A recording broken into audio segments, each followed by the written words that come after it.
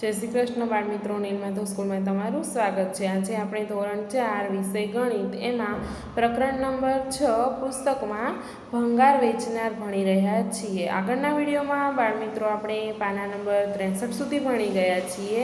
આજે આપણે પાના નંબર 64 ની શરૂઆત કરવાની છે। તો બધા બાળ મિત્રો મારી સાથે પાના નંબર 64 કાઢશે। તો એના 64 ના પાના નંબર ઉપર તમને એક ભાવપત્રક આપેલું છે બાળ મિત્રો।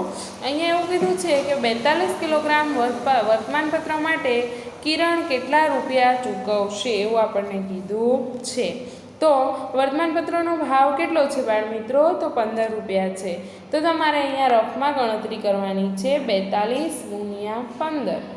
તો અહીંયા આપણે દાખલો ગણીશું। ચલો બે સંખ્યા છે તો અહીંયા એકમની શૂન્ય મૂકવાની, પછી ગુણાકારની બાજુમાં જે એક આપ્યો છે એનો વારો પહેલાં લેવાનો। 1 દૂ દૂ 1 ચોક 4 વત્તા હવે 5નો વારો લેવાનો। 5 દૂ 10 0 વધી 1 5 ચોક 20 20 ને 1 21।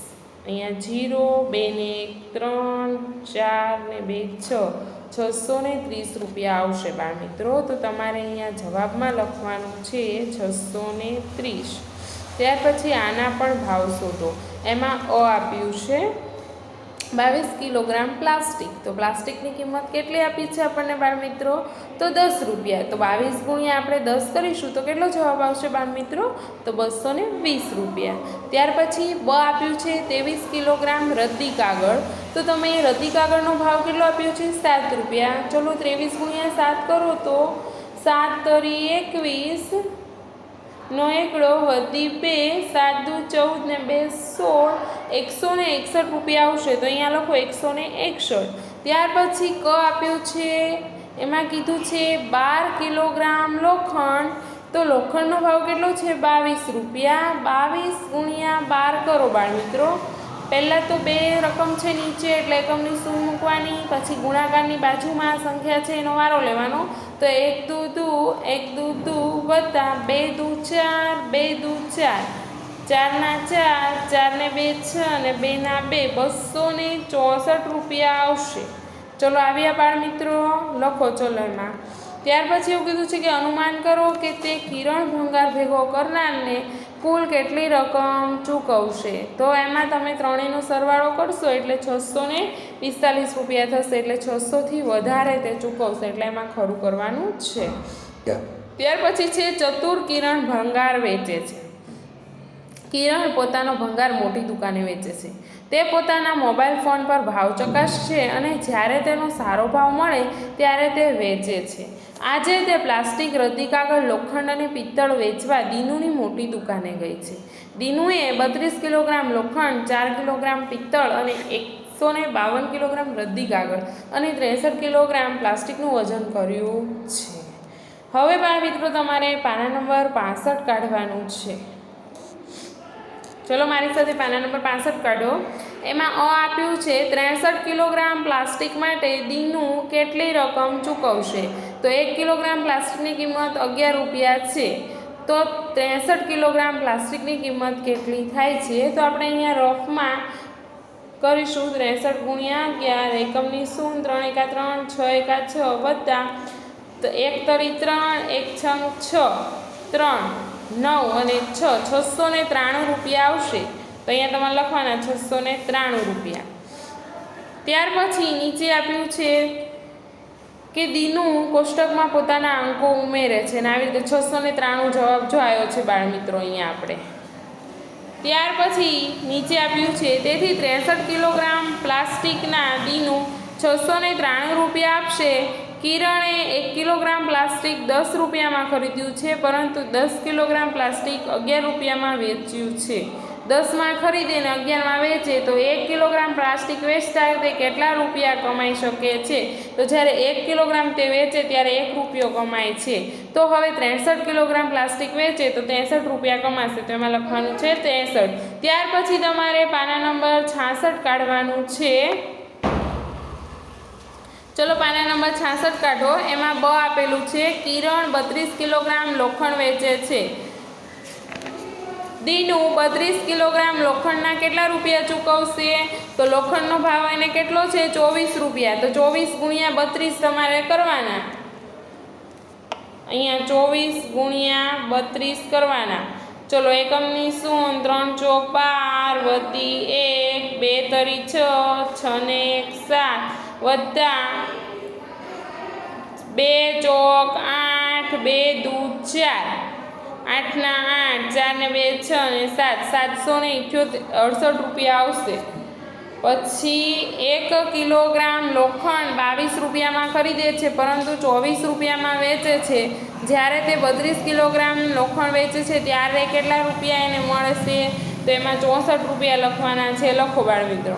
ત્યાર પછી ક આપ્યું છે દીનું 152 કિલોગ્રામ રદ્દી કાગળના કેટલા રૂપિયા ચૂકવશે એવું કીધું છે. તો 1 કિલોગ્રામ રદ્દી કાગળનો ભાવ 8 રૂપિયા છે. તેથી 152 કિલોગ્રામ રદ્દી કાગળની કિંમત તો 8 ગુણ્યા 152 કરવાના.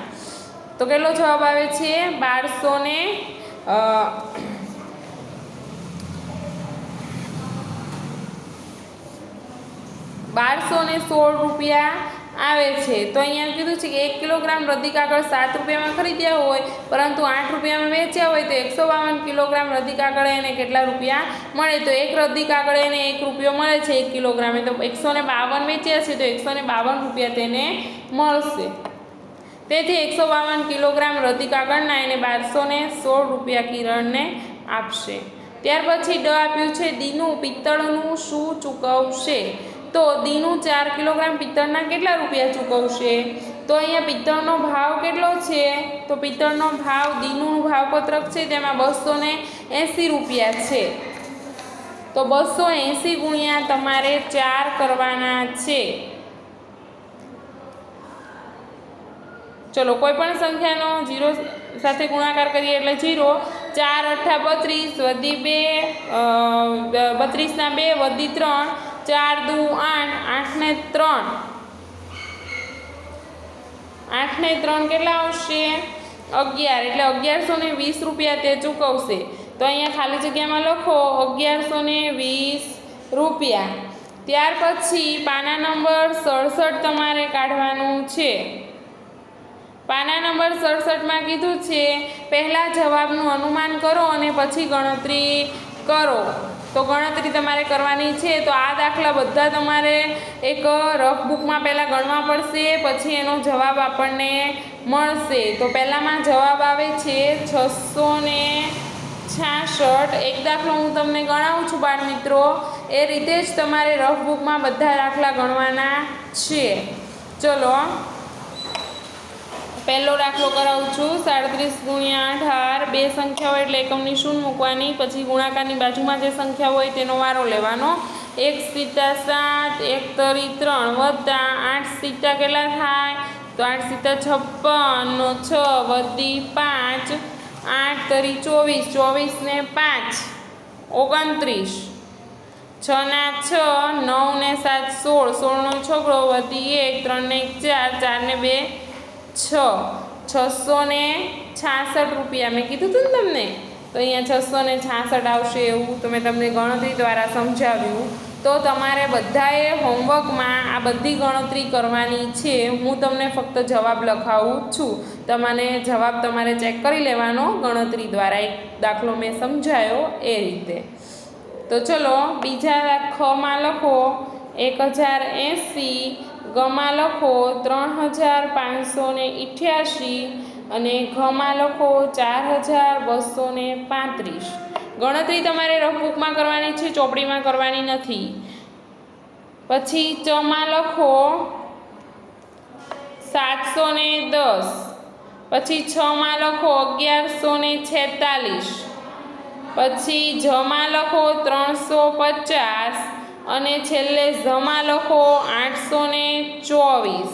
ચલો બાળ મિત્રો, આવડશે ને તમને? મારી રોજનીશી કિરણે ભંગાર ભેગો કરનાર પાસેથી થોડો ભંગાર ખરીદ્યો હતો. તેણે તેઓને 841 રૂપિયા ચૂકવ્યા. કિરણે દીનુની મોટી દુકાને આ ભંગાર વેચ્યો અને દીનુએ તેનો આ પ્રમાણે નોટ અને સિક્કાઓ આપ્યા. 100 ની 6 નોટ આપી, પછી 6 નોટ આપી 100 ની એટલે 600 રૂપિયા એ થયા. પછી 7 નોટ 20ની આપી એટલે 140 રૂપિયા એ થયા. તમારે રકમ લખવાની છે. 8 નોટ 5ની આપી એટલે 8 × 5 = 40 રૂપિયા એ થયા. પછી રૂપિયાના 4 સિક્કા એટલે 4 રૂપિયા એ, 50-50ની 3 નોટ એટલે 150 રૂપિયા એ, અને 10-10ની 6 નોટ એટલે 60 રૂપિયા એ. ચલો આવી રીતે તમારે પૈસા લખવાના છે. લખી નાખો બાળ મિત્રો. ત્યાર પછી કીધું છે કિરણ પોતાની રોજની સીમા નોંધે છે કે મને મળ્યા, કેટલા મળ્યા તો 600 રૂપિયા, 150, 140, તો કેટલા કુલ મળ્યા છે તેને?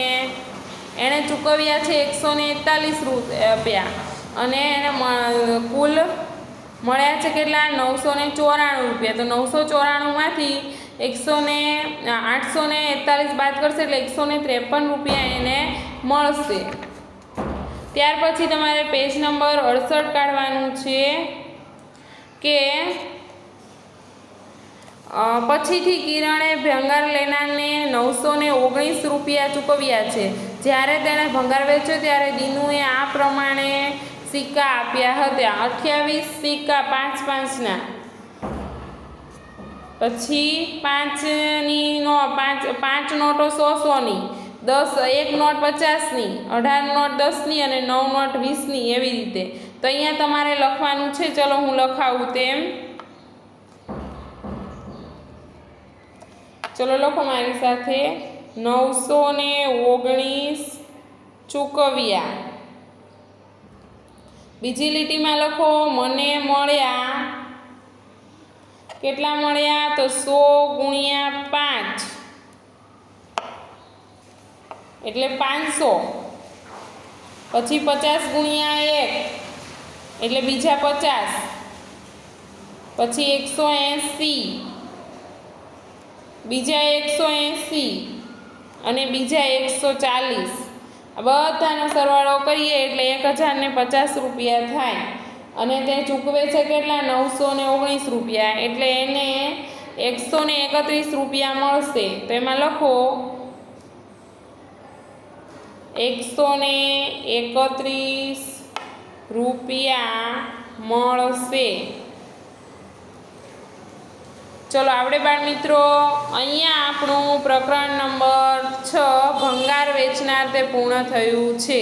હવે પછીના વિડીયોમાં આપણે આઈ બુકની શરૂઆત કરીશું. જય શ્રી કૃષ્ણ બાળ મિત્રો.